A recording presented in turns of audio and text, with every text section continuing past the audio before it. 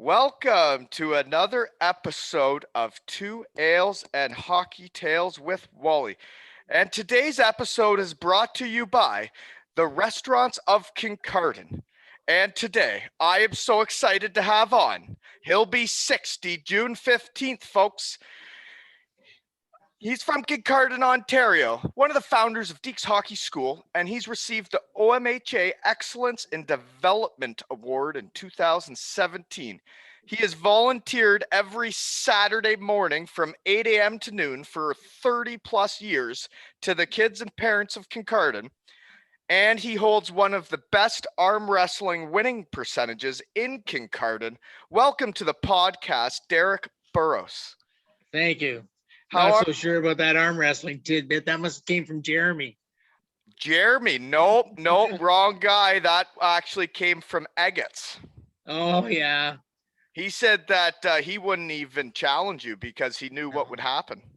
Well, the kids would have parties at the house, and sure enough, we'd all go out there out arm wrestling and whatnot, playing ping pong in the basement. Yeah, Sounds like a pretty fun place. it was a lot. Well, that's what hockey brings to you, right? And the hockey teams, and I went through it as a teenager, and I see my kids go through it as teenagers and whatnot. So, and now I'm seeing kids that I've coached, their kids coming through hockey, and they'll do the same thing. So I know the it'll relation. be a matter of years before your Colby will be I at parties and teenage years. It's not far behind you. No, and I know that, and I see the relationships he's forming through hockey with the guys, and realistically, I guess it's kind of been tough because they haven't got to. I guess he would have been finished major novice this year or whatever you want to call it. And realistically, he's never been on a real team. He's never even had an opportunity to try out for a rep team with everything that's gone on. So No. it is very strange that he's that old, and to think of myself winning OMHA championships by now, and he's still never even been on a team. It's pretty discouraging, eh? Yes, no, it is. And I feel sorry for the kids right now. Like I know in my initiation, it really doesn't, you don't notice it that much because they're just being introduced to a fun play anyways. And then when they get into the novice, they get a little bit more into it. And your boy Colby, he's become quite interested in hockey in the last couple of years. Yeah, no, he's really taken to it. He's bugging me every week to rent ice, and yeah. So I was telling you beforehand. I think before this episode, I'm actually gonna play the little recording with Hendo, my buddy from Wales. That during this lockdown, I've had friends on Zoom that I've been in contact with through this that have been willing voluntarily to run Zoom practices for some kids around here. I guess they would have been the Bruce County Kings. Yeah. And that's been shut down. So instead of them not getting to see each other, I've set up Zoom calls, and I've had Justin Kelly, whose jersey's retired in Germany, and also Trevor Hendricks, who was kind of my bodyguard back in the day. When I do silly things, he'd beat people up for me if I needed it. But he also he ran the kids through a great practice, and it made me think of you and all the time you've put in with the kids. And my buddies are willing to do this for me just when I ask.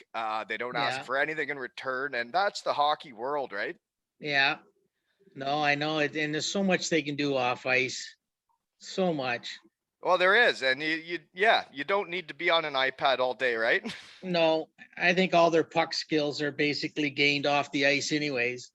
Yeah, and like for myself, it was, I guess, playing roller hockey in the driveway by myself, pretending to stick handle around people all day, every day. You don't see the kids playing. You do see some kids playing roller hockey, maybe as a couple, but when I was a youth, there was major road hockey games in the certain neighborhoods when I grew up in Oakville.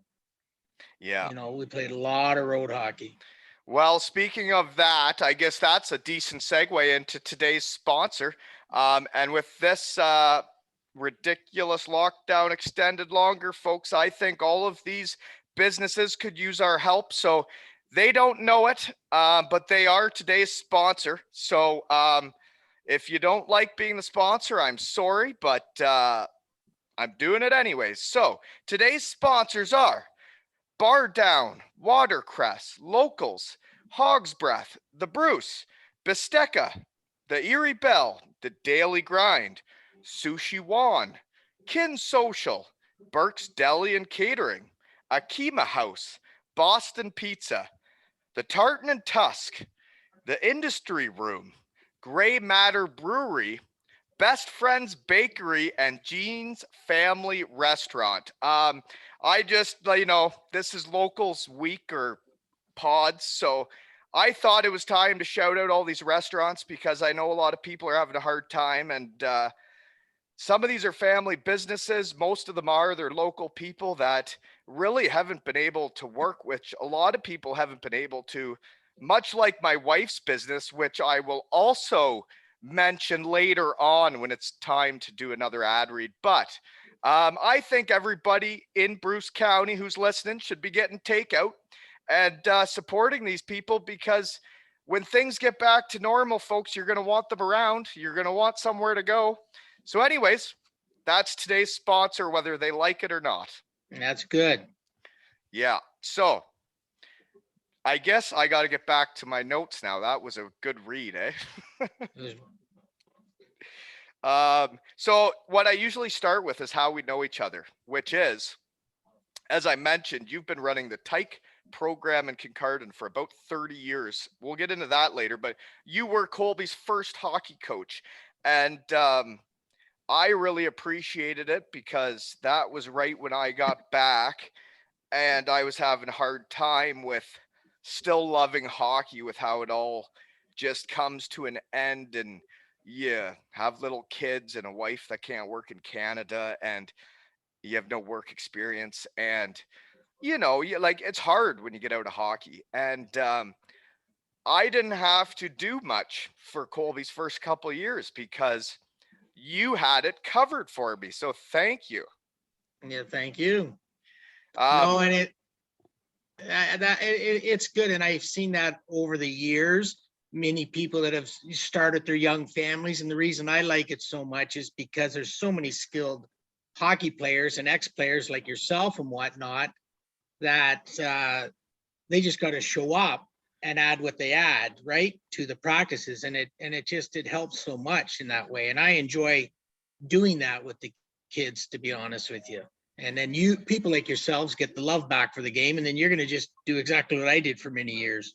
Coach your kid all the way through and be involved. I love it. I really do. I love getting to know all the kids. I haven't had a bad experience yet. I know my old man always told me not to coach minor hockey. I'm not sure why, because I've been having a great time. I haven't had one bad experience yet. The kids have been great. The parents have been great. So I guess maybe it's when there's tryouts and people start getting cut, eh? Maybe that's when I'm going to realize it.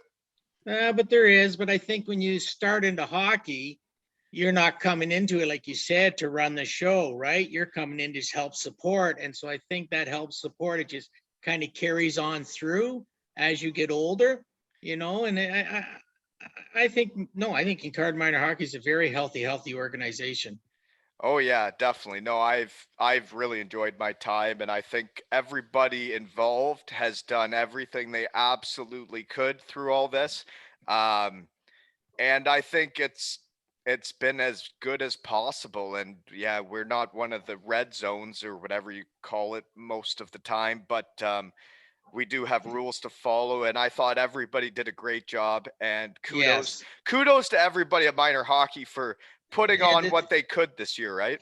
Yes, and then people like Jeremy and the executive that forged ahead and done it was just great for the kids, and I'm glad that the kids got to be on the ice as long as we did. We were on quite a bit, to be honest with you, this year. No, yeah, you're right. It was great, and that would be Jeremy McQuillan. So shout out to you. Thank you for everything you do for minor hockey. There's a bunch of you. I know. Is it Tom Desmond does a lot too, right? Is there anyone else? Tom does an awful lot. Because I don't know everybody. I just want to coach. I just literally just want to show up and be the coach. Like when Yeah. I really do enjoy that. I don't want to get into all the rest of it because I got enough going on, especially with Well, this. it's funny you say that. That's how I got involved in minor hockey. I was like you. I was done my senior career. My boys started hockey, a minor hockey meeting. I go and show up at a minor hockey meeting. And there was a lot of discontent at that meeting many, many years ago. And sure enough, somebody nominates me. I'm it. And that how it happened. No different than you. And then I showed up. I coached my kid in novice house league, coached him in Tyke, and then end up coaching right through. Then it was in 1996, 97 that Keith was helping me. Keith was actually the one at the start, and I was just helping him, to be honest with you, Keith Davidson. Which And that's then what the Davidson's named after. Is that is correct? named after Keith Davidson, yes. So he started the Tyke program for many years prior to me, probably for 20 years or whatever. I'm not 100% sure.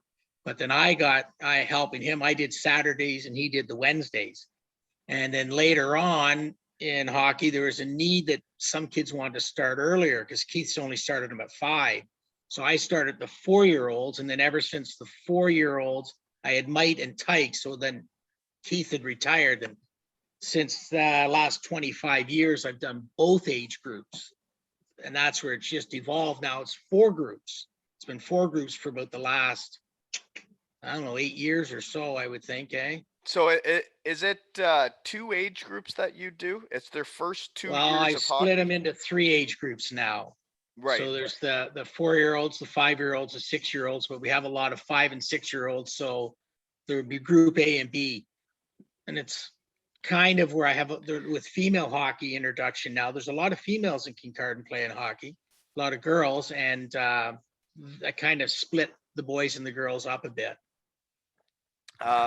Zoe still tells us she hates hockey. Oh, I know. Colby and I hardly can turn on a playoff game. It's Yeah. it's actually quite frustrating. To Oh, be you should honest. see how many times kids tell me on the ice, Coach, I don't like hockey, My parents make me play.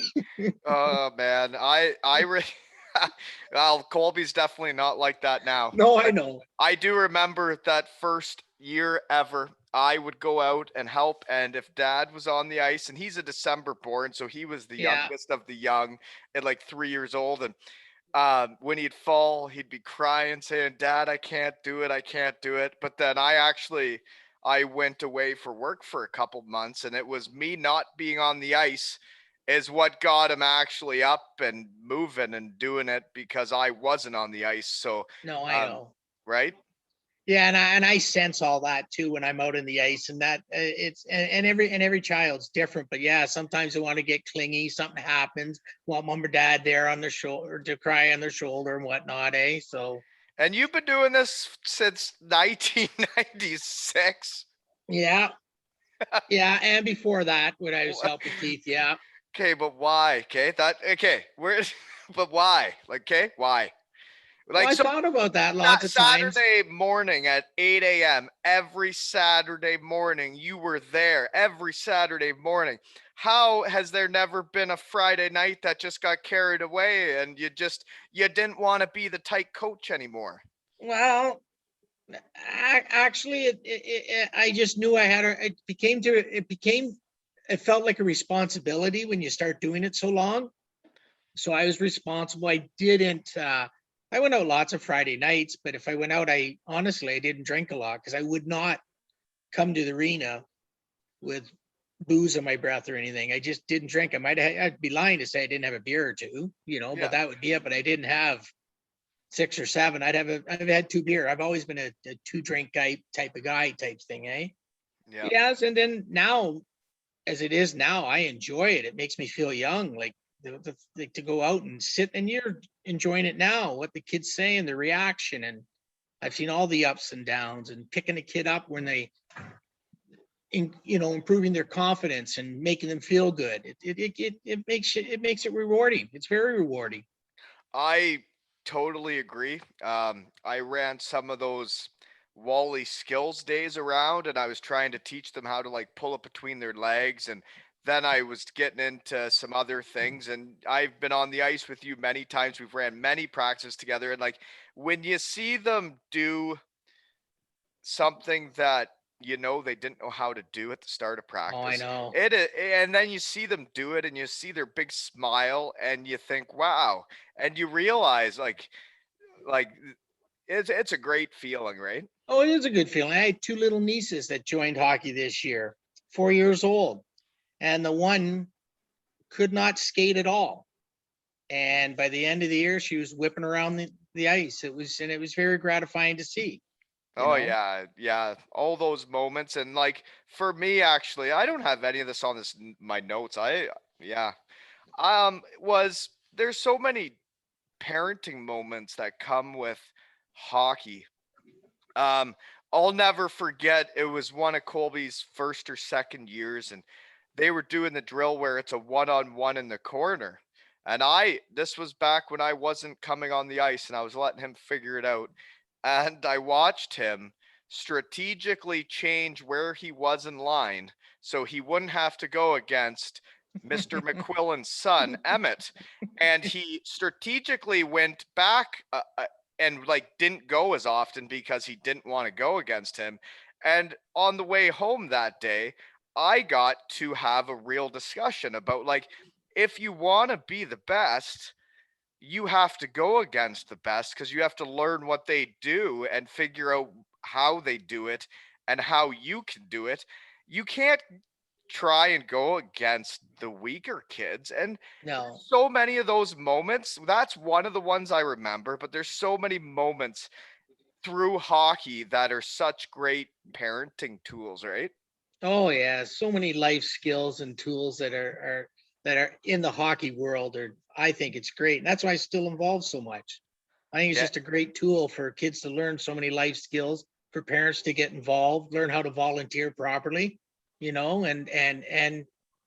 and just ease themselves into it instead of getting thrown into the wolves right off the bat. I think that's kind of advantage we have in minor hockey. There's people like yourself can ease into it. And You that's know, you get exactly what's happened. And now I'm basically full go. yeah, I'm making these Zoom calls every weekend with these guys, and I realize what they're missing, and I realize like they're lifelong friends you make from your hockey teams at that age. yeah, And because I'm doing podcasts with guys, I was that age playing hockey with them, and I'm still talking to them.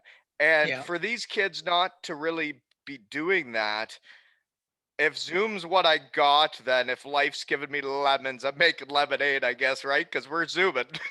Yeah. Okay. We're still into how we know each other, by the way. We're not doing very fast. We're not doing good on time. Um, so I'm going to skip a couple of these, but one of the reasons I know you, which this isn't part of the fun part of the podcast, but it actually is great that he's doing well now, is when I don't know if I was trying to make a comeback with the Wolves or I was maybe playing a game or two, but like I was not around at this point yet. But your son was one of the coaches for one of the years I was going to play or I did play, and yeah, that was a day you probably won't forget, right? No, we were in Myrtle Beach. Were you? Yeah, when we got the call. Yeah, I wasn't there that night, and I remember when I found out. Like I know him from agates from in the day and coming up to Kincardine to my cottage and all that, and like he's a tough son of a bitch, eh? Like that he pulled through all that. He's Yeah, no, very, very fortunate, very tough. Yeah, very lucky. We're very happy the way it is transpired and whatnot. Because I think he went like 600 feet into the field, rolled 13, 14 times, whatever, and talking to people after, yeah, it wasn't, they kind of didn't expect that the result he has today. right, and But our medical system is honestly phenomenal. I got to give them credit. Like when you really need help, they're there. I know sometimes it may be a struggle to get there, nowadays, but when you really need the professional help, you get it, and he got it. Well, man, it's so fantastic that I was texting with him today about doing this tonight. Oh yeah. It's fantastic.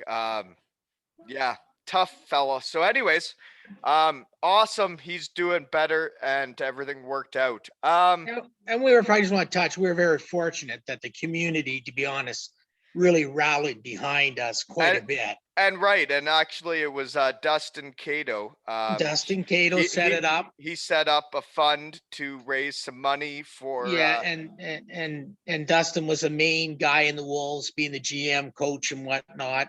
And well, no, he's not the GM. Corey McRae was. Corey McRae was a big part of it too. And they set up a game day and with the Bulldogs too, and minor hockey, everybody combined, and it was a big emotional day, and it Yeah. was crowded. No, I remember that because I had a family Christmas in Elmira, and I was gone, but I knew everything that was happening, and it killed me not to be there. But yeah, I guess when you've been gone for Christmases for a decade, and then you Yes. move to a new town when it's family Christmas, you're supposed to be there. So, um, yeah, no, it's great what Dustin did for your family. No, it was very thoughtful. And at one time, when Dustin was asking me about it, I said, no. Then he said, yes. And I said, okay. And then all of a sudden it just blossomed. It was Yeah. just, it was tearful at times to see the support, to be honest with you. Well, and it's who your son. It's who Joy, your tearful, I mean. well, it's who your son is, and it's who you are too. And it's a community. It's Kincardine. Yeah. It is a community around here. And folks, that's why our sponsor today is the Restaurants of Kincardine. Don't forget to get your takeout from all those restaurants I said earlier. Do not forget that, folks, because we are a community. So, moving on to more fun things is I'd like to know about your minor hockey, and were you born in Kincardine? Are you from Kincardine? No, I was born in Oakville, Ontario, and played my minor hockey, AAA hockey, all the way through in Oakville. Then I moved at 13 years old, Bantam, to Kincardine. Played 2 years of Bantam rep here, then went to junior C out of Bantam, 15-year-old. What happened? Then The parents got into the plant, or why'd you move from Oakville? we moved from Oakville. My dad was in the uniform business, worked downtown Toronto, Spadina, and just found it difficult to get home and family life. And my parents were both born in Kincardine. And so an opportunity was to come to buy the sports store. So we moved up here and bought the sports store, had Burrows Sports. And then my dad got into cresting, which he was previously, and bought the building we were in now. And then started Presto Crest. So I have a history here. My summers were spent here. Yeah, it was my formative years in hockey were in Oakville. Okay. Well, I guess actually, not that this is about me, but this would be the only time I'll ever explain why I moved to Kincardine is this episode, because it's kind of like yourself. There's always a reason why you move places. I grew up going to Bruce Beach. My grandma has a place there, still does. And I had heard if you were a good hockey player, you could get in places. I had a plan, did the MBA, all that, project management, and buckled down, bought the house. It was like it all fit. I signed a contract with the Cardiff Devils to do my MBA the day we bought the house here in Kincardine. And it was like everything was working out. I wrote all my papers on a certain place, but then I met a certain individual at a playground, and Superheat has been incredible to me. I never did work out there, and I'm happy with the people I've met, and they're great people and great part of the community, and I'm very proud to work there. So And you should be. Like I know Norm MacArthur very well, and I know Soupy and all them and his main guys, but Norm has been phenomenal for the community. And I have in the past have leaned on Norm for donating money to, I've run some college girls hockey programs, the Davidson Center revitalization, and Norm's one of the very first ones I go to if you want a donation, and he donates handsomely. Right. And for me, I had education, but no work experience. And yeah, they said they'd train me in all the areas of the company, and I worked my way up, as they'd say, from the fourth line, and I worked my way up. And they trust me, I trust them, and it's a good spot. And I'm really happy I moved here. So you're on the third line or second line now? I think I get a little bit of power play time. Oh, good. Yeah, I get a little bit of power play time. I had to penalty kill there for a while there. Norm was taking shots at me, and I had to. Yeah, it was a good year there. Try it out. So Norm, I coached 1 year with Norm and Pee Wee. Yeah, Doug Kennedy was our head coach, and Pee Wee and Norm and I were on the bench. That year we won the International Silver Stick. Is that right? Is that with Agates and Joey? No, they're all younger. Reggie was on the team. Reggie's a year older than Sean. Reggie's an 82. Joey, I believe, is an 81. Yeah, that's what Agates would be. Yeah. Okay. Yeah, no, it's interesting because now I'm going through all this, and yeah, Sean's the same age as you, in 83. Okay, yeah, that's right. Yeah. Okay, so anyways, I don't even know where we were. Talking about hockey. Oh, you're minor hockey, and and then I Yeah. took over there for a bit, and we got into my stuff. So your minor hockey was in Oakville, and you moved to Kincardine at 13 years old, right? Yeah, played 2 years of Bantam here, and then went to junior C as a 15-year-old and played junior C. And then 16-year-old, I went to Owen Sound Kings, which were junior B. And then the next year, I went to the Kitchener Rangers, and ended up, didn't make the A team, made the junior B team, Kitchener, your same league, Elmira, and was there till end of November, and just we had a really good junior C team at home. And I came home and we went to the All Ontarios in junior C. And I played 3 more years. Did you played in for the Sugar Kings?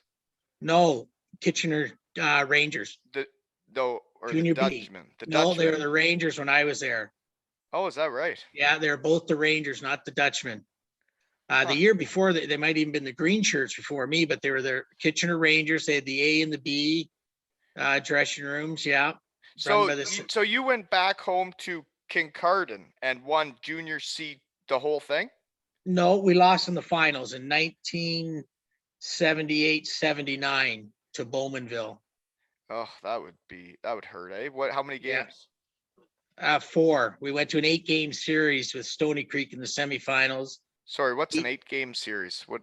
Well, because there was a protest. We won it in 6, and they protested, and we lost, and then we had to go to play an 8th game in a neutral territory and beat them like 11-1 or 11-3, something like that. But it took a lot out of us. We were pretty tired. And we beat Leamington the first round. So back then, junior C, what's it like? Like, because like hockey's changed so much over the years. What's junior C like back then? Are you wearing face masks or not? No, I never wore a face mask. And no, I missed I might have had to get 1 year a junior in a face mask, but I don't think so. No, it was different. Hockey to me was pretty clean back then. Right, because you knew the other guy didn't have a helmet on, right? Right, and I mean, when I played, as you said, when I played in Owen Sound, I was a young kid, a 16-year-old, and even though they're only 19 and 20, they seem like they're your freaking fathers, right? Oh, There's so much. You're just a little kid, and I mean, honestly, they protect you quite a bit. I had guys that they protected me. I had a big tough guy on my wing, and I was a little centerman, and something happened, he came and took care of it for me, just the way it was. That's actually how my other than Germany, where nobody could fight, that's basically how it worked for me. Yeah, my year in the East Coast AHL, especially the coast, if someone touched me, it was mainly Hendo. Actually, it's the guy who is going to be at the start of this episode because he trained all the kids this weekend. That guy was my protector. He was my bodyguard. And do you know those guys are always, and you see it, the enforcers and whatnot, they're always the most popular on the team. Well, he's my best friend from Yeah. like when I played, and actually a lot of the guys that are my best friends also like fought for me because like if I would get blown up and a guy fought for me, that means something. No, huge. Yeah, it Huge. does. I'll never forget the day during the lockout, an NHL player came over to the second league in Germany. Bruno Gervais, he was playing for the Islanders. I get a suicide pass and get blown up at center. And this dude fought the other guy, this big German dude. And I'm like, dude, what are you doing? You might get hurt. You're an NHL player. Like, don't fight for me. Like, that's ridiculous. And that was just in him. That was part of him. He was a teammate, whether it was the second league in Germany or it was the NHL. When he did that for me, I actually was floored because there was a lot of other NHL players coming over that would not do that. Yes. Yeah, No, great guy. that And you remember that, right? oh, big time. Big time. Yeah. Okay, so you were a little skilled centerman, eh? I've seen you work the pylons at the Davidson Center. You can boogie around still at your age, eh? Not too bad. I'm slowing down a bit, but I can still do it. Like I have no intentions of retiring off the ice, to be honest with you, in the near future. I think some people always wonder when I'm going to, but I can still move well enough. Not the greatest at times, but well enough, I think. Oh, you're flying around making plays. You're skating way better than I am at this point. I don't know about that, but Oh yeah, you are. Okay.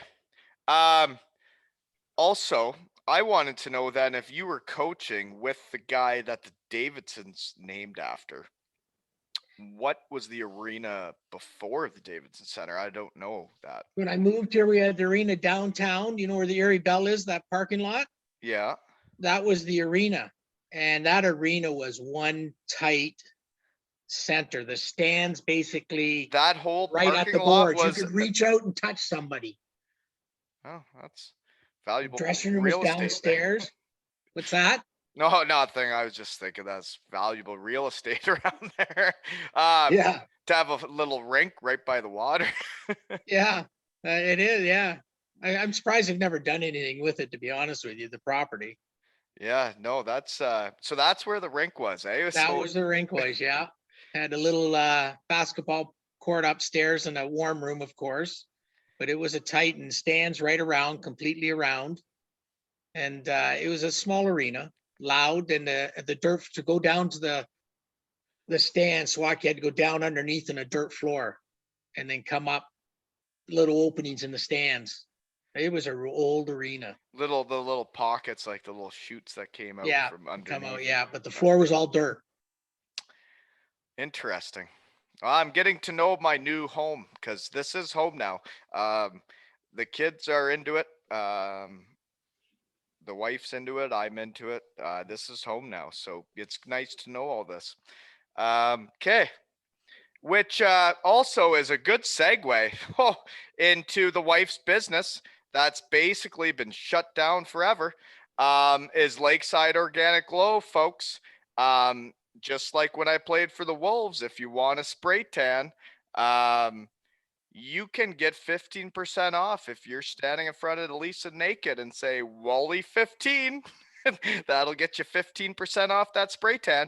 But it's not just that. She also does sugaring, which is taking hair off people. But men, we are not doing your undercarriages. That is not on the menu. Sorry, folks. And she also does teeth whitening. That's where the males get involved here. I'm hoping a little, not the hair removal part, but I would say the teeth whitening.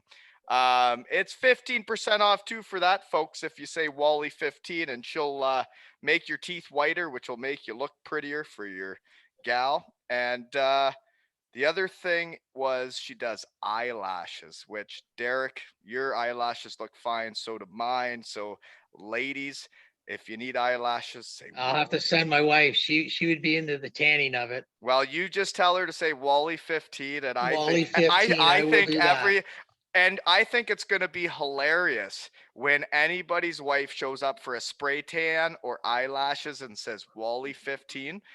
I just think that will be a hoot that that actually happened. And yeah, if you're naked getting ready for a spray, that's even better, folks. I just wrote it down, Wally 15. Yep, Wally 15 for the eyelashes, spray, white teeth whitening, and sugaring, but no undercarriage, folks, for the boys. Okay, next question is, so then you played junior. So you mentioned a bit about it, but I heard you used to really enjoy a Big Mac before a game.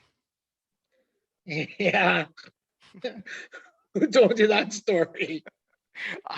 Man, I have a big network. So it was the year we played that 8th game in Woodstock. We had to travel to play Stony Creek for the 8th game. And we stopped in a Guelph for dinner. And I had, before the game, 5 Big Macs. Sorry, what? You had Yeah. 5 before one 5 game? Big Macs. I had to play in a full stomach. Terrible. I had to eat full. But why did you eat 5? Because I could. Someone probably dared me. And then guess how many goals I got in that game? 5? 5. So it is a good story. Now, if I would have puked or whatnot, we wouldn't be laughing. Well, you'd be laughing, but yeah. Did you at least take the pickle off? I can't imagine how the pickle tasted when you were burping. When Karen and I dated, I used to go and have 3 Big Macs all the time. I used to go to Owen Sound. Jeez, that sounds sexy, man. I don't know how you roped her in. That's just, that's living. Oh. But I would go to Owen Sound and I'd leave high school because I didn't live in Owen Sound. I lived in Kincardine, get in my car, go to Owen Sound. I'd stop and have 2 or 3 quarter pounders before a game. If I was at home in a junior C game, I'd have a whole row of cookies and milk. Do you know what, actually the Sugar Kings in junior B back when I was, this was how the games changed a touch, I'd say, with all their protein shakes, is when I was growing up for the Sugar Kings, like I do still have the scoring record. So I won player of the game quite a bit. If I won player of the game, I got a value meal any size I wanted. So that was naturally the double Big Mac, the extra sized fries with a couple sweet and sours for the fries, you know? And that was how I grew up trying to be a pro. And these other kids, like I see these kids in the USA and what they're training and what they're doing with hockey now, and it is nuts. But that's how I grew up, was getting fed McDonald's. I know. And you were just crushing it too. Oh, hey, Wayne Gretzky. I heard he eats a bunch of hot dogs before a game. Well, I mean, it didn't hurt him. No. And actually in Europe, but for a while there, when I was young, before I realized it really did affect how I felt, is I used to eat one of the frozen pizzas. Like I'd throw it in the oven, and that was my pregame meal, was a frozen pizza. Yeah. But not 5 Big Macs. No, I know. That's a bit excessive there, Derrick. Just very excessive. There's no way I could even do that. No, I don't know. Fair enough. I was a big eater as a kid for a little guy. Me too. Oh dear, that's too bad. Yeah, okay. Okay. Now I want to know, well, so what else went on in your playing career? You did win a championship. So what's the celebrations like? Or you didn't win one. You said you lost. We didn't win. You lost in the finals. When we won the 8th game, it's like any hockey celebration parties are fantastic. We had, the team executives would be at them. The girlfriends would be at them. All our girlfriends traveled with us and followed us quite a bit. And we were kind of lucky that year because Bruce Power, OPG at the time, a lot of the 20-year-olds were working full time up at the plant, and they all had their own houses. So if you could imagine that, yeah, like we had parties we didn't go to parents' house. We partied at their houses.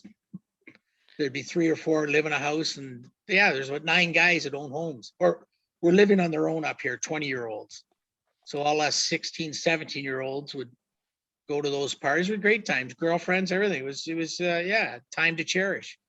Oh, yeah. No, and you're right about those young guys making the money. I remember coming up here to Kincardine when I would be in my 20s to go to the cottage. And these guys that were my age had homes. They had bought homes. And Yeah.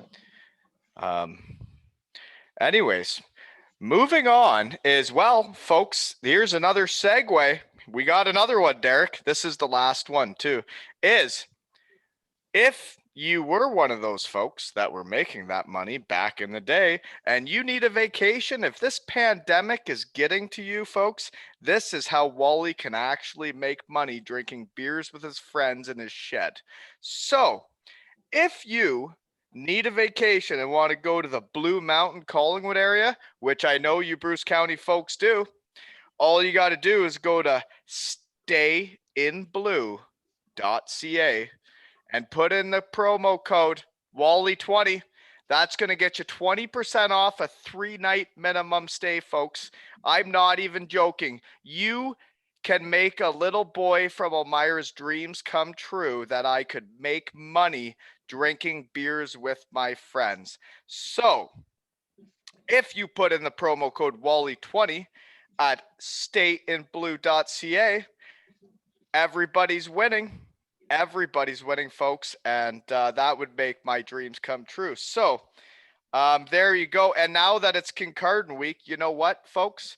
He's a Kincardine gentleman too. That's part of that. He's a former Superheat employee, and he, yeah, he might make my dreams come true of drinking beers in my shed and making money. So there you go.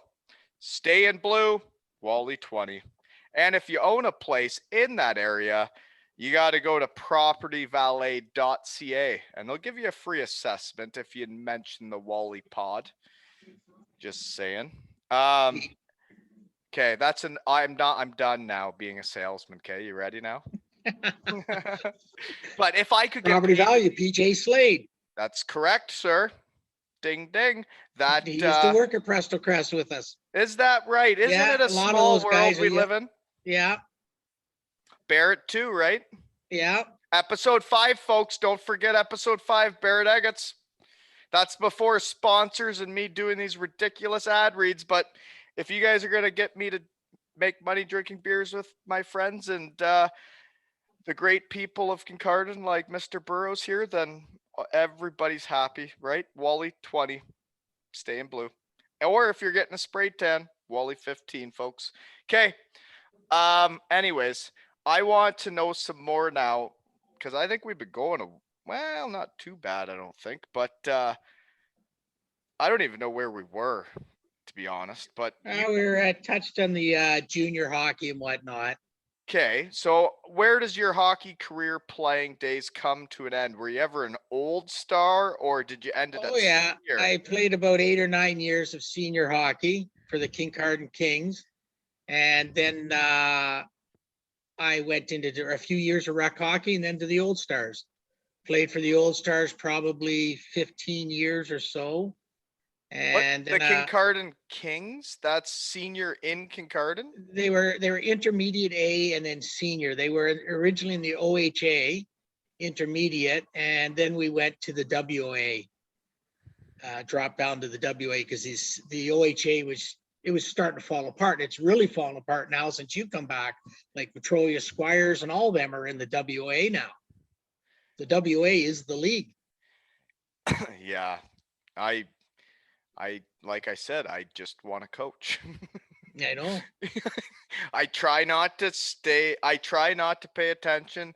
I can only get so much in this brain of mine, and I just want to coach the kids. And I'm very thankful to everybody at minor hockey for everything they do.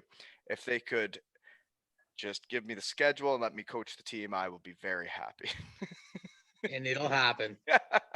Because I got too much going on, especially with this now, Derrick. This this gets some evenings, This breaks up the week though. It's a good time. So I thank you very much for coming on, because what I say on this is I like to give people their pad taps, like the good people in hockey.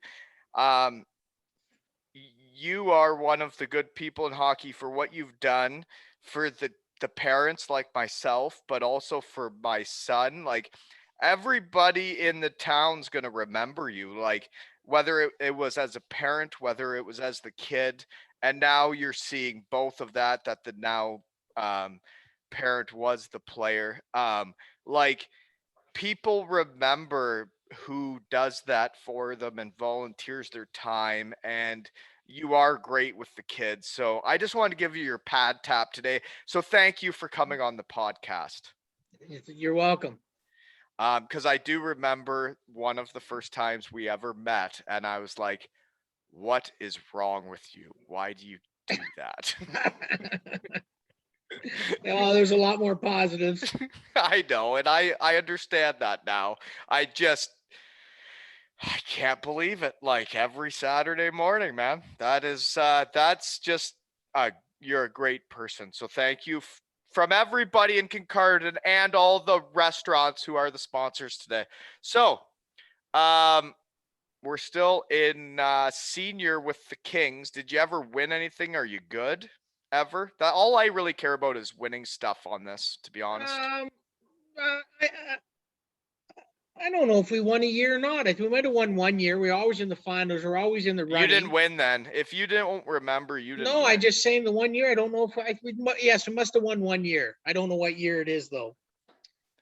Whether it was Durham or Brussels we beat. I mean, I gotta really think about that. But we're always there. I know that. It was actually a tough little league. So a lot of teams. So are all the boys from around town that I've met around your age, was that the team back then? Like, was it? Well, some of them played for Ripley. Ripley had a team and we had a team. Ripley, Lucknow, Kincardine all had a team. Well, this is perfect Brussels for had a team. Lucknow's podcast weeks because we got guys coming on from all those places except Brussels. Yeah, wherever Brussels that is. had a great intermediate team. We had real battles with them. Durham, they're no different than the battles the Wolves have today. Oh, there were some battles, no doubt about that. And when you get into the top four, it's tough to get there. Oh, yeah. No, that hockey. And we were always in that. Yeah, when I was playing for the Wolves there, when you got to the end, when you got to the semifinals and it was the final four teams, the hockey got pretty real. Oh, yeah. I had to kind of change a little bit and try and focus up a little bit because I was really trying not to get injured most of the time. But yeah, no, that's so you had no face masks, and how much are you fighting back then? You're not a fighter. I didn't know. You're an arm wrestler. Yeah, no, I didn't have to fight much at all. Very rarely. Lucky if I fought 5 times in my career. Is that right? So you're just an arm wrestler, eh? No, I was a better leg wrestler. Jeez. Okay, leg wrestling. I lost lots of arm wrestles, believe me, lots. Leg wrestling, is that a Bruce County thing, or are you talking like you're into jiu-jitsu or something? We started that in junior C. Yeah, so you're stupid guys when you're laying on the floor. You know the stupid things you do. Oh, I totally know. Yeah. Caps. We played a lot of caps. Did you? Yeah. In high school, I did. Yeah. Yeah. So we did that at a lot of parties. The girls would even play. Oh, yeah. But in general, you weren't fighting, but were other people? Because like some of the fights, this is my story, was like when I was playing on the Wolves and like we are in the semifinals, finals, whatever it is, like there were some injuries that changed people's lives. There were fights that I was watching and I was like, this is like as real as hockey gets, and everybody's doing it for free, which freaked me out, but I was doing it for free too. So when I played senior hockey and in junior hockey, you weren't thrown out of the game until you had your third fight. You were allowed 2 fights. The third one, you got kicked out. Unless you did something really stupid, but you could get into 3 fights in a game. Crazy. We're crazy when you think of it, eh? No, and that was my age group too, right? And like that's the guys that are my age, like say Mark Smith and McQuillan and those Yeah. boys, they're all done when I got here. But like their age group, they were allowed to fight 3 times, and like that's what it would have been for me. I just got a late start there. I didn't start till I was like really Yeah. fat and old. But Yeah. no, I mean, we had lots of guys. My brother fought a lot. Would get his token 2-3 fights in a game. Dennis, Yeah. he was my coach, eh? Yeah. Well, Dennis was he Dennis ran the was D though, so I was a four. Well, I guess I coached with him. Did you know that? Fun yeah. fact for the Yes. pod. I Yeah. started as an assistant coach when I could make it. Yeah. Dennis was one of the toughest fighters on the ice there was, to be honest with you. I could see that. I could Yeah. see that. Yeah. There wasn't a whole lot of guys that he would lose to. He was mean. Yeah, no, I could see him being able to fight. There's no doubt. Yeah. Um, yeah, yeah. We were a good coaching staff that year. Yeah, Oh, the best. we really turned the Wolves season around there, and I think there was a point I even kicked a garbage can. Yep. I told actually what it was my speech was, and I think I still am the reason they turned this game around was they were losing about 6-0 or 6-1 to Petrolia. And I had watched this team and I knew the guys and I'd gotten to know them from being a coach.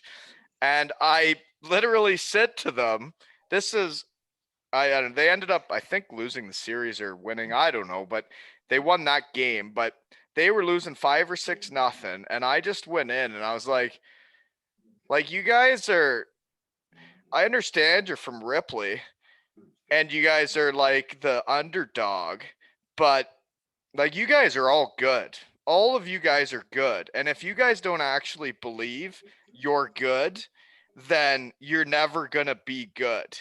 And I walked out. And I went upstairs and had a beer and I was so mad, and I don't even know why I was mad cuz I had nothing to do with it really other than trying to help a little bit. And then I don't know, like, but then the next few years with them, things changed and there was still that one mental block of those guys in Clinton actually making money to play senior and how good they were and how professional it was. I still don't think they were there yet with that mental block, but I sure hope they get over it. And I hope they win for the community, for the town, and I hope they get to play again soon. You know? Oh, I hope next year. But you're right. That thought process, mental aspect of thinking that you're good enough is huge. And I tell that to kids all the time when I go through minor hockey.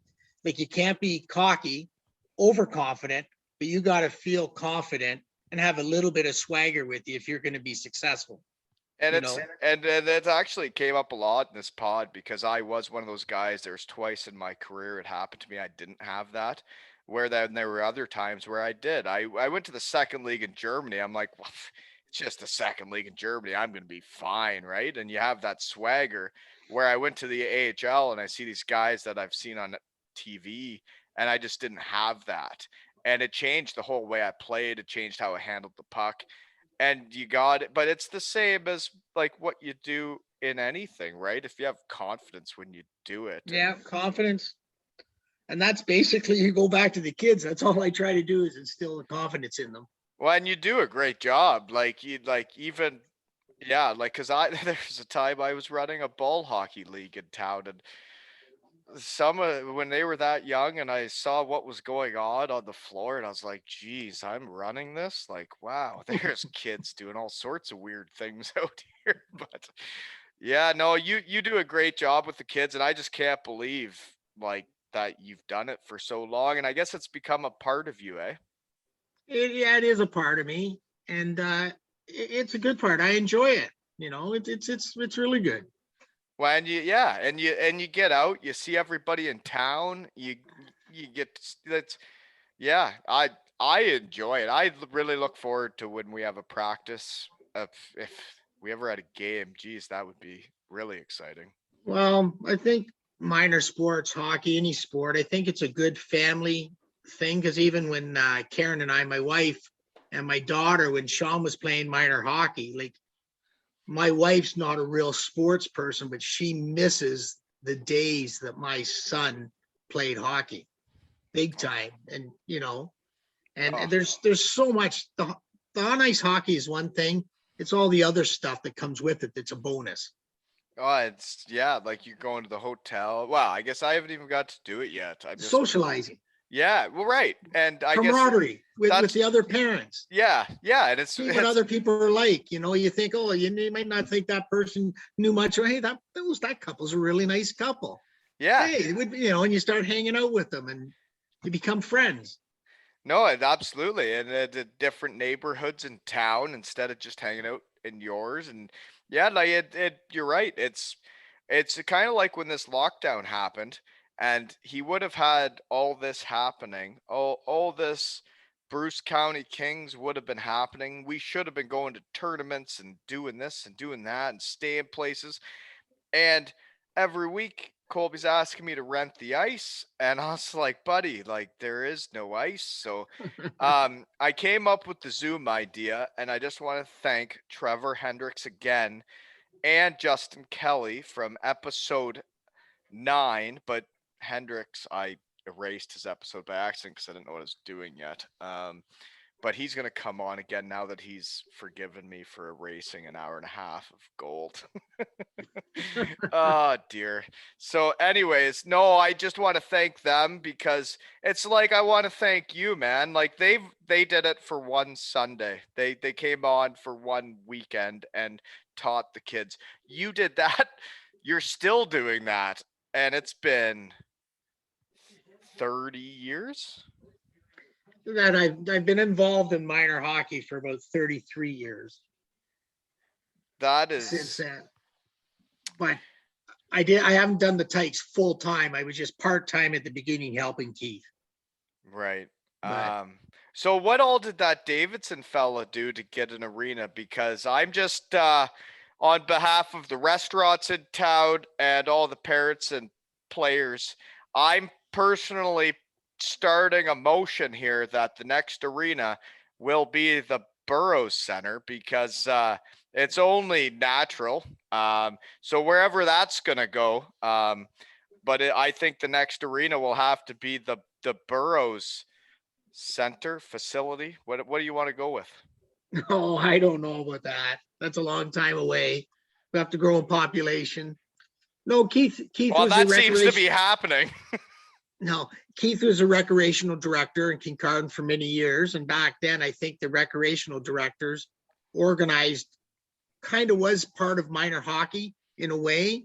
And then I think the local organization started. So Keith was heavily, and then he done the Tykes every Saturday and Thursday for like, it would be 20 years. I'm not 100% sure, to be honest with you, but it was a long time as well. And I think there's only been 2 Tyke coaches in all of Kincardine since minor hockey started, Keith and me. That's it. Just Yeah. ridiculous. And how much? And me and How Keith get along. We talk quite a bit. is that right? Oh, yeah. I don't know him. No, Keith drops into work all the time and sends me email, little tidbits, history stuff that he has and notes. Oh, It's that's kind of great. cool. Yeah. Yeah, no, that's all. That's hockey, right? Yeah. That's a lot. It's like playing for the Wolves and all the people I met through that. It wasn't just the players. It was the people serving me beer. It was the whatever they're called. What are they called? The brass. What are they called? The Yeah, executives, you mean? executive. That's what I meant. Yeah, though, like the executive, I got to know all of them as people, and like everybody in Ripley and the players, and like I met a bunch of guys that were all a decade younger than me. It was great.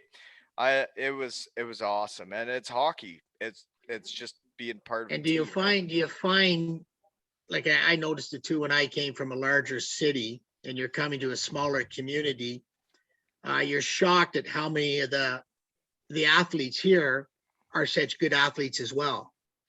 Like you're excited to come in from you played in Elmira and whatnot. And you come from overseas and you come here. Oh my God, there's a lot of good hockey players here.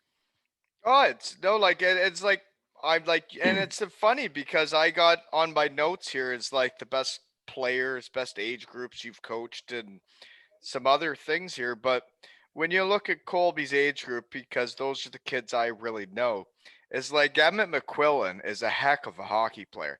That kid Yeah. has been like that kid probably from getting abused from his two older brothers for years. Is like that kid has been head and shoulders better than everybody from the start. And that kid is a player, man, and he's got the attitude and like he can play. And then Briley becoming a goalie, like that kid is incredible in net. It's nice. It's It's weird. nice to see a good athlete go in that, which Briley is. And he was a good out player. And then when he told his old man who didn't want him to be a goalie, and he says, I want to be a goalie. Like this is I'm a goalie. And he went in the net, and every week he was way better than the week before. It was crazy. So a little tidbit. Tyler Murray, I coached the Adam Rep team. Tyler Murray was an out player and decided to switch net in, I think it was Adam, second year Adam. So in a small town, you have your goalies from year to year, right? Well, I chose Tyler, who had never played net before, but he tried out.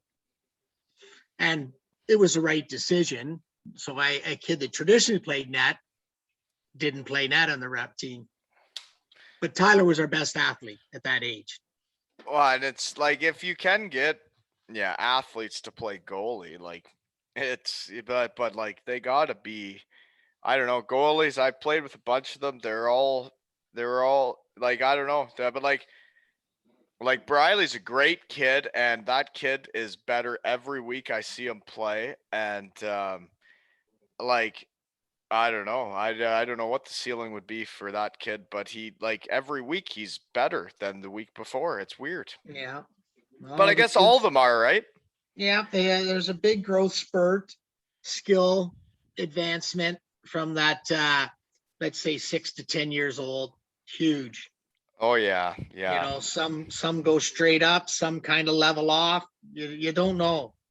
When it's well, I think I I I actually usually I think I'm pretty good at reading it, but I would never ever tell anybody what I think about anything. But there is some players around here, and you're right, there's better players around here than I would have guessed. And I would love to see our 2012 team play an actual other town.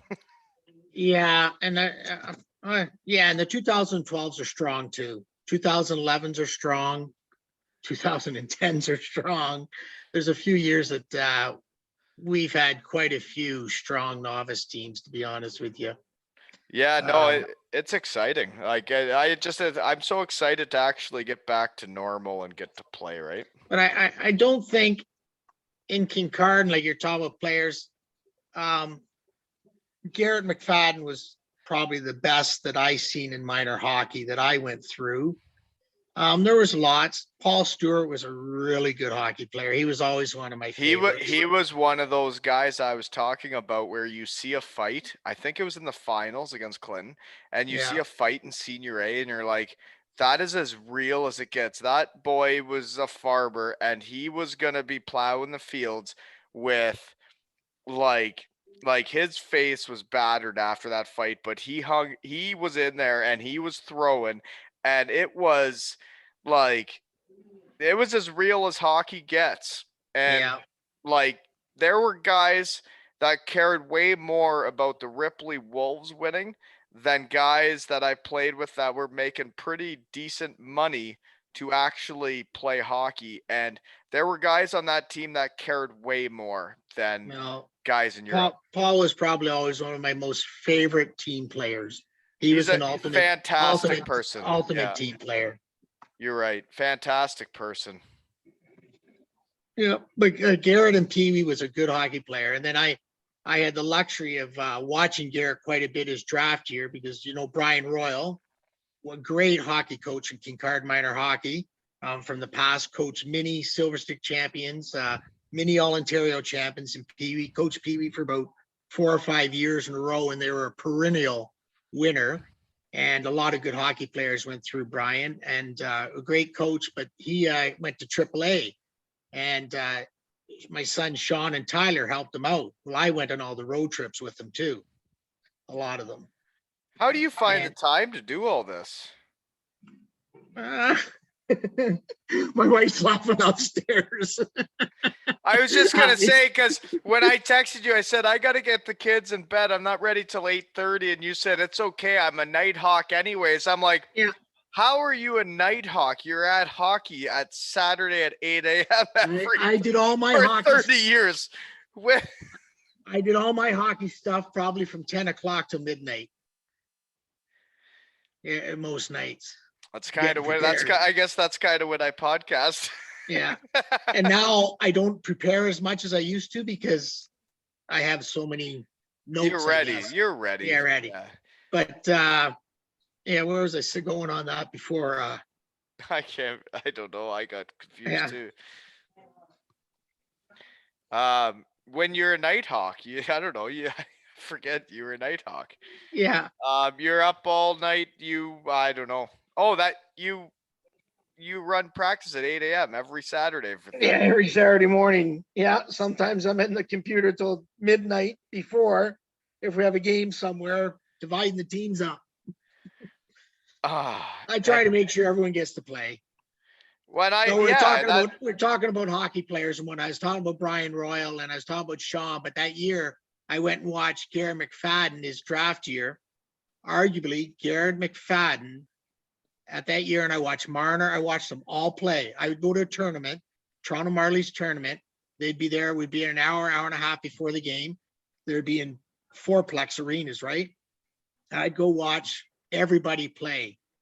And honest to God, Garrett McFadden might have been one of the best hockey players when he was a draft year that I seen. He was good. And so was Barrett Agates, which I slipped in there too. He's a good hockey player. Oh yeah, he was. Yeah, no, he was different. Barrett's mind. Barrett's mind was phenomenal on the ice. And that's episode 5, folks. You could get a deep dive. I listened to it. You could get a deep dive into Barrett's mind and our competition level. But who are we talking about there other than Barrett? Yeah, I was talking about Garrett McFadden. So I was out wrapping pipes for Superheat there in Burlington, Ontario, with Jeff Elkenbrach, who someday may come on the pod. Very good hockey player as well, too. Correct. And played for the Ripley Wolves with 2 fake hips. So that's something at 40 years old. Good job there, fella. Everybody gave a lot there to try and win that year. But like, we went to a game, we were there working, and I was away from the family, and he's like, I know this kid from Kincardine, let's go. And we went there, watched the game with Garrett's parents, and I was there with Elkie. And great people, watched the kid play, and I was like for new school NHL, like, I don't understand why he's not getting more of a look, because the kid can skate, the kid can pass, he can shoot. He's doing a lot of like this new school NHL, but I guess he's in Canadian University or something now, right? Yeah, he's at Acadia University in Nova Scotia. I don't know, is it Acadia? Well, he's good. Oh, he's really good. Really, really good. Very good. His feet work, his skating skill is phenomenal. I remember Elkie was a great skater too, and that's what puts him above a lot of players too. I remember when I first moved here, and I would somehow get out for the skates with like the decent hockey players, and I met Mears and I met McFadden, and yeah, McFadden skating and Mears skating was just like, wow, I'm getting old. You know Darren Mackey? No, I don't think so. He's from Lucknow area. No, Darren would be maybe 50 now. He was a phenomenal skater. I remember when I was in minor hockey, and he was a minor hockey, and I watched him through minor hockey. He was a phenomenal skater. Okay. Now, so McFadden Eggets, anybody, and that Royal as the coach, anybody else that really stands out? Because you're getting them really before they're really. That's what I don't get. Well, one guy that I stands really out. don't get what you do. I really don't, because I want to coach them like when they're ready to really learn, and like my experiences and what I've done, and Well, I never like said though. I just don't they're not even like ready. I don't know. I don't know how you do it. I wanted to mention one other thing though. Another great hockey guy in town, and you've talked to him, is Kenton Agate. Oh Kenton yeah. Agate doesn't get near the credit that he deserves. He's one of the best hockey minds that I know of. Is that right? Because I only Yeah. knew him as a parent on the Elmira No. Kings when his son was like he was an unbelievable leader when we won the Sutherland Cup in Junior B. Well, he got that from his dad. Is that right? Because like I Yeah, don't know the Kent- dad that well. I did stay a couple nights at their house. Very, very quiet man, but he knew how to. He was the president of minor hockey. He was great.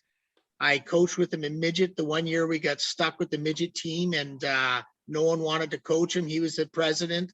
I was the head coach. We ended up coaching this team, and I think we won 4 or 5 games during the year, and we ended up winning the All Ontario. You know, and Kenton was the main reason. He was the one that was the glue for the whole thing, and I helped him out. Wow, that's interesting, because I did speak with Mr. Eggets today. Not or sorry, with Barrett.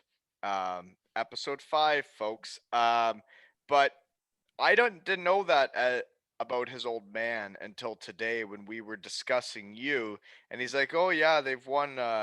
We didn't. They you guys never coached together because No. Eggets was 2 years above Sean, right? Yeah. Bopper. We got to start calling him Bopper, because Yeah, that everyone calls him Bopper. yeah, everybody keeps you call him Sean. I'm like, I got Bopper on the notes here. Yeah, So I know. I but didn't know that. so like you guys didn't quite coach together, but then I guess when Eggets is done, his old man decides to coach one more year with you. Is that how it works? Well, I think Barrett, Kenton was on the executive. And so me and Kenton always were in hockey together, just at different teams, but we're always common ground, thought the same way at the executive meetings and whatnot, and got along very well and respected each other quite a bit. And then that year, there was no one would coach the midget team. We lost like 7 players. Both MacArthur boys went to AAA. Tyler Murray went to Durham. Dave Robinson went to Durham. Barrett went to, we lost the whole team. So they thought all this team was thrown aside, right? And Kenton really kept it together. That made a place for the boys to play in a rep team. Then I think he kind of asked me, and I was coaching the Bantam rep team at the same time. So I coached 2 teams that year. And you coached and 2 the Tykes. teams that you and the Tykes. You coached sorry, 2 teams and the Tykes. Yeah, Yeah. no, that makes sense. And for your wife to be up there laughing, I don't know how she's still laughing, because I've Oh, only been in the shed for 3 months, and not, like at least my wife's a sponsor now, right? Yeah. So she's getting a plug in. She's getting a Hey, plug in. 15%, folks. If you're there, stand there waiting for a heavy spray, 15% off with Wally 15. And if you want whiter teeth, folks, if your smile doesn't look good in pictures, Wally 15. Anyways, go ahead. No, it was good that year. And I just shout out to him. I think the coaches that I remember from years that stand out to me was Kenton and Brian. And I've learned a lot from them, to be honest with you. And they've maybe learned some stuff from me too. And then all the young kids that have started, I call them young kids, all you guys, my son's friends that have started in minor hockey and are heavily involved, which I'm happy to see that happen too, because we basically promoted in hockey for young guys that were done hockey to get involved at an early age. Like Jeremy and Sean and Mark Smith and Dustin Cato and Steve Stepaniak, they all got in hockey. Some of them when they're still playing junior, helping out with the teams. And some of them went right into coaching hockey in their early 20s, taking teams on. You know, like Steve went straight into midget and probably won 3 or 4 Ontarios. I'm not sure. Steve Stepaniak, Yeah, no, Sean, it is interesting how I did hear they were all into coaching that yeah. So young of I ages. kind of helped promote, and then Kenton did back then. We really promoted young kids to get involved coaching because honestly, there's nothing better than a peewee coach that has just played hockey come off, like, you're coming off senior hockey. They all look at you and whatnot, like you're still a professional hockey player, right? And you got a lot to offer. So, and I managed some of those teams for those kids, as I did the Tykes too. Yeah, it's like for me when I moved to Kincardine, I was like, people were like, "Well, what did you do?" And I was like, "Well, I was a professional hockey player, and I sure did not look like one at the point."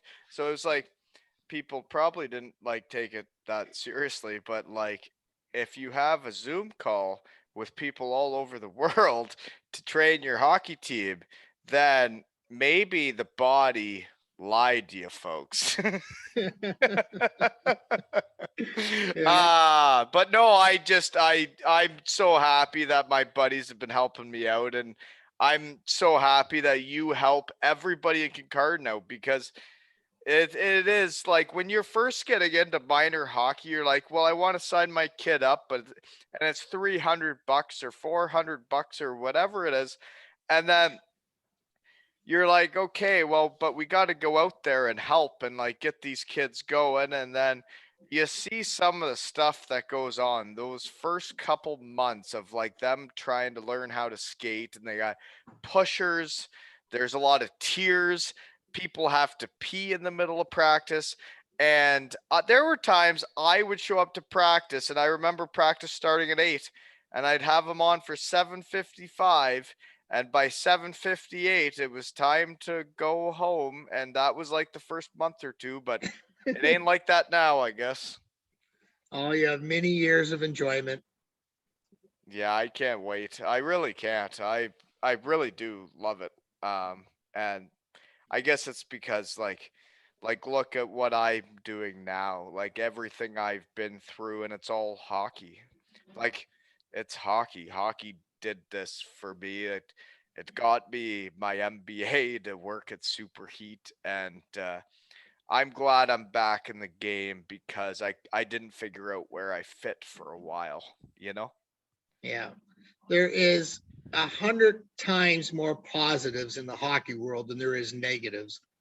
And there's too many people sometimes that want to just dwell too much on a few negatives, but the Yeah, positives blow it away, in my opinion. absolutely. Yeah, the people you meet, the friends you make, the bonds, and that's yeah, I guess it's just more the age group that you teach that is is like you just help parents so much because you're not quite ready to really take it all on, and you're there to help everybody, and you're like, don't worry, like you got 3 years to really figure out how you can really help, and it sure helped me for sure. That's good. That's good. I enjoy that. Yeah, well, no, and that's like, and then you, yeah, I wish the kids could play, right? And I just wanted to bring you on today for your pad tap. You know, that's what the goalies were calling it when we had goalies week, so we called it pad taps Bad now. tap. Yeah, so actually this is my last story, I guess, is when we were like we had just met, and I was like how do you do this? What are you doing? Like I don't understand. Like I don't get it. And then you know, like today you've explained why and um what it means to you, and I'm so thankful there's people like you in the world that bring communities together, like Kincardine is. I think it's awesome. I love living here, and meeting people like you and all the other people I've met around here. It's home now, right? It is. It is for many years. And your Yeah, kids, it'll be their home. They're born right. and raised. Well, were your kids all born here? No, Germany Oh, and Wales, man. I know. I didn't know. I know they came young, but I went. I Yeah, wasn't sure. no, Colby was Heilbronn, Germany, and Zoe was Cardiff, Wales, and my wife's American, and I'm Canadian, and I can remember when Cole came his first time. I don't know which German sweater or Wales sweater yeah, he had on that's that one right. time. Yeah, that's Yeah. right. Yeah. Yeah, no, like it's I don't know. They don't remember that part. I do. I remember how hard it was. You're moving to a new town and um yeah, met the right people and worked hard and everything's been okay and Another bonus of hockey too. You can have which is that meeting people and networking. You could be a hockey player and just play minor hockey your whole life. Move away, go to college, move away. All of a sudden, you're in Calgary. You're sitting at we got a local pickup hockey team. We play every Tuesday night at 9 o'clock.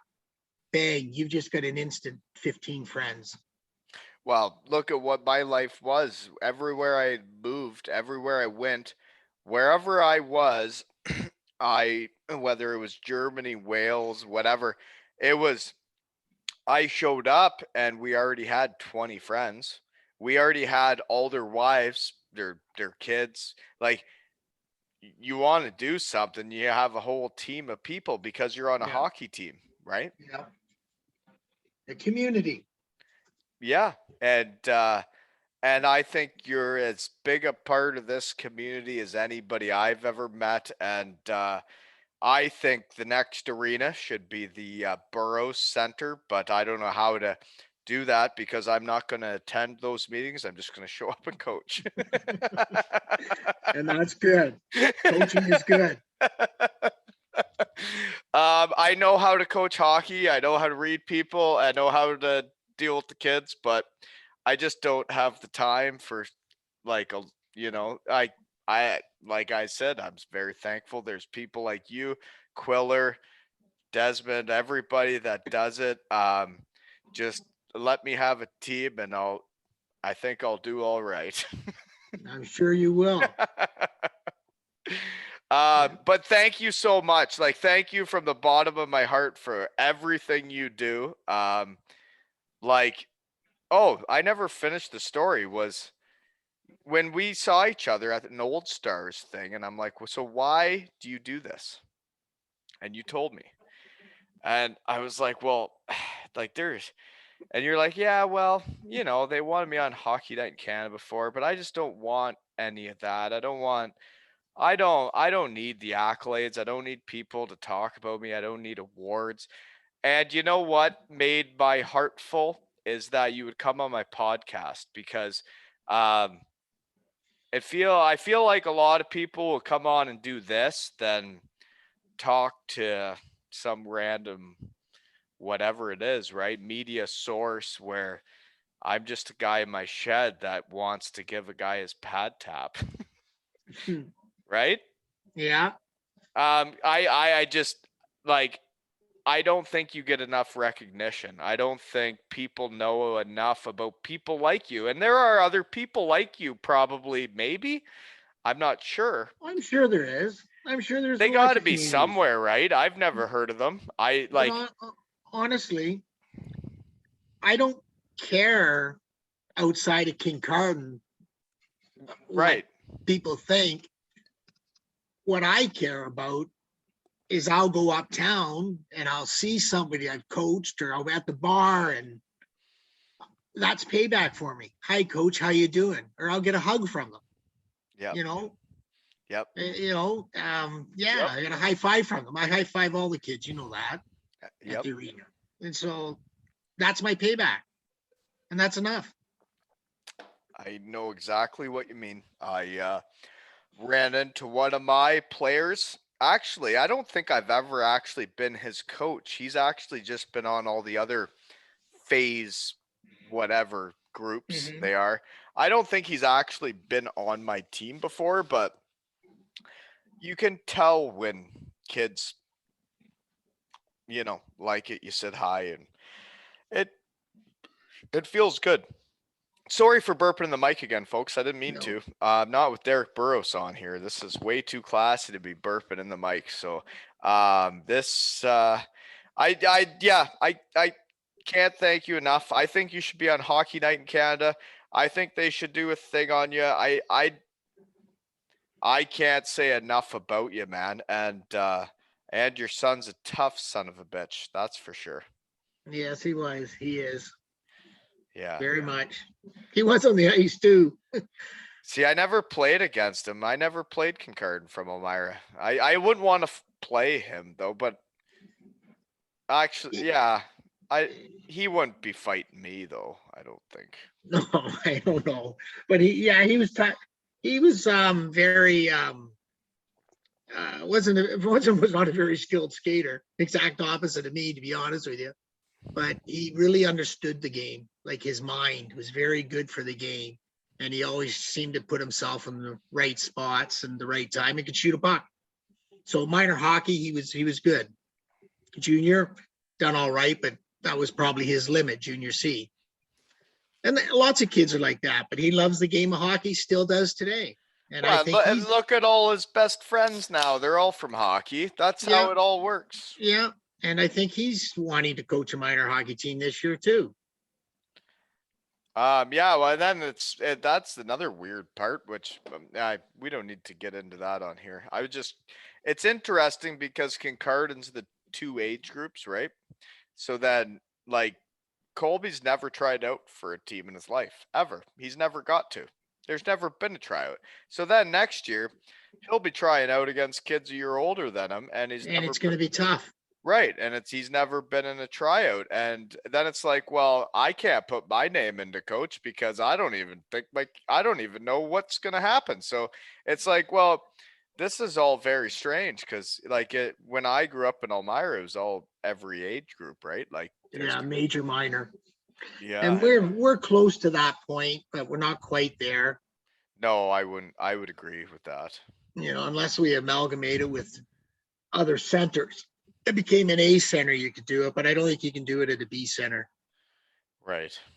Well, do you have anything else before? I just would have to say though, before you say anything, while you think about if you have anything else to say, is this episode has been brought to you by the restaurants of Kincardine. And do not forget to get your local takeout and delivery, folks. There's even delivery in Kincardine now. We might be on the verge of even Ubers. Who knows, folks? Look at all these houses being built. So, anything else to say, Mr. Burrows? No, I still do and still intend on enjoying my time being involved within Kincardine minor hockey and some aspects, coaching the Tykes, helping in tournaments, whatever.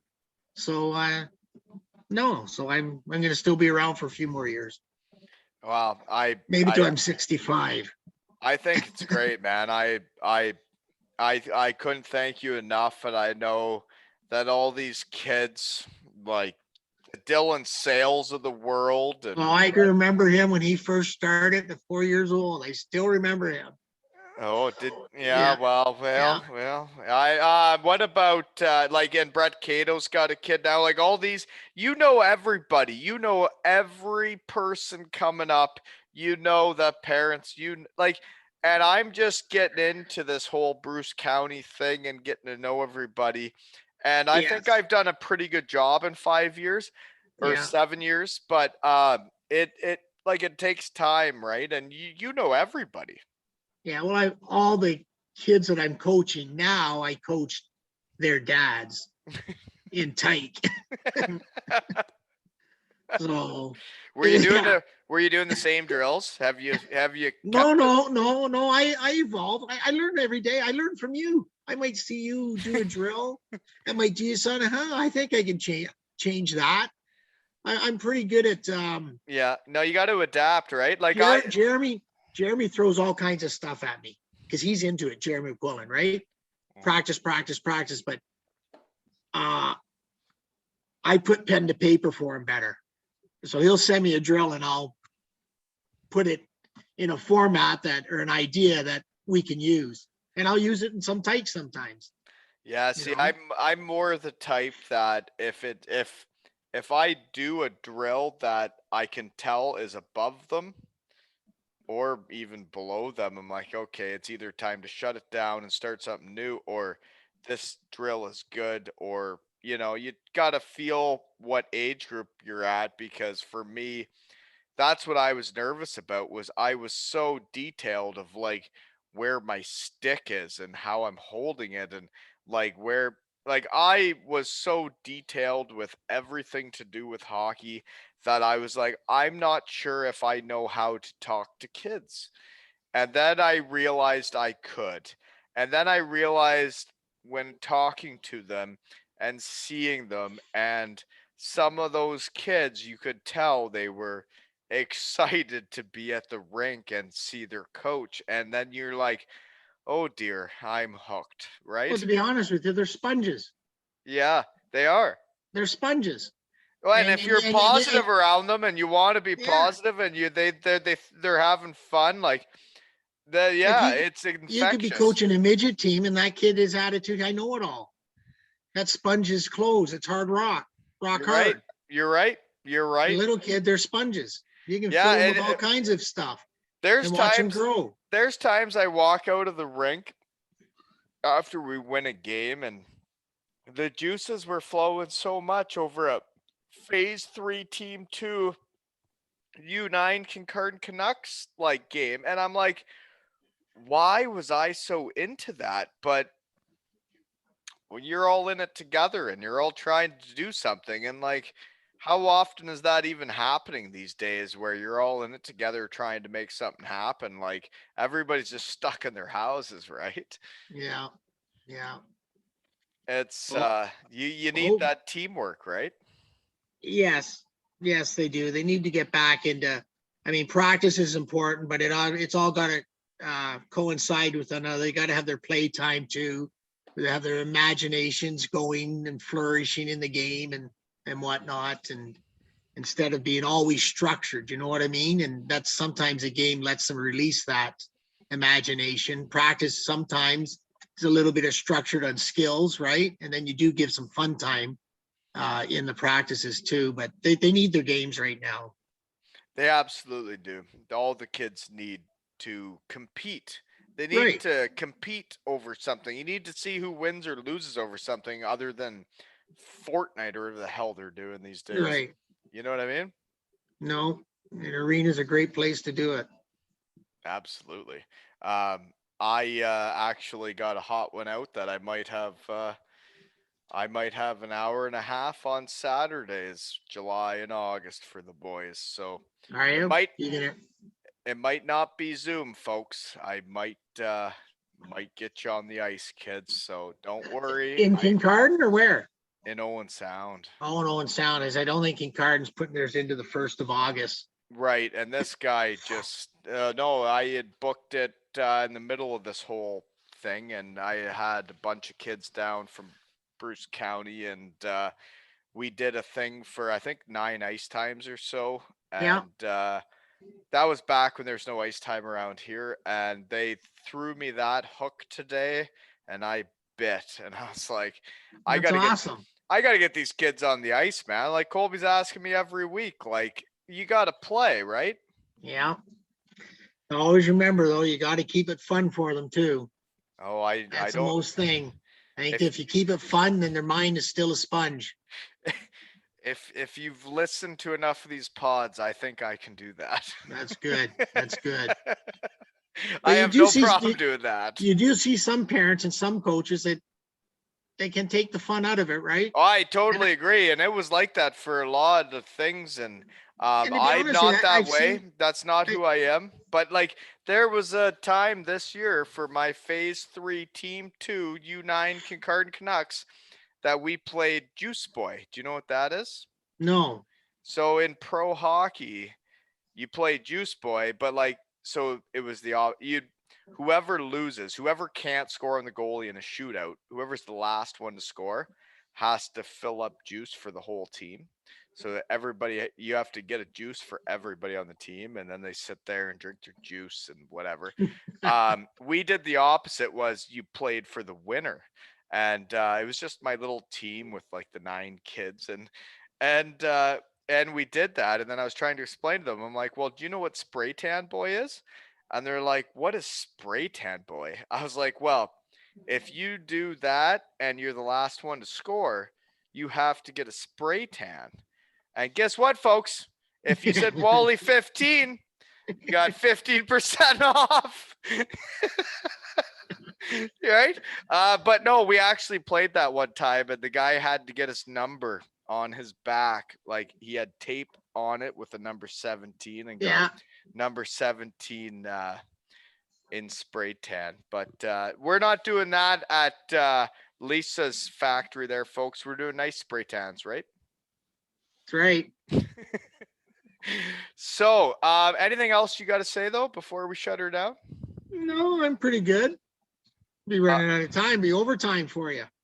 Oh, geez, we're fine. It'll be all right. Like we said to the folks, if you can't get through it, you can't get through it. But thank you to today's sponsors that didn't know they were sponsors. Support your local businesses, and that includes spray tanning because that's been shut down too, and teeth whitening and all the stuff she does, sugaring, undercarriage, all of it, folks. That's been another episode.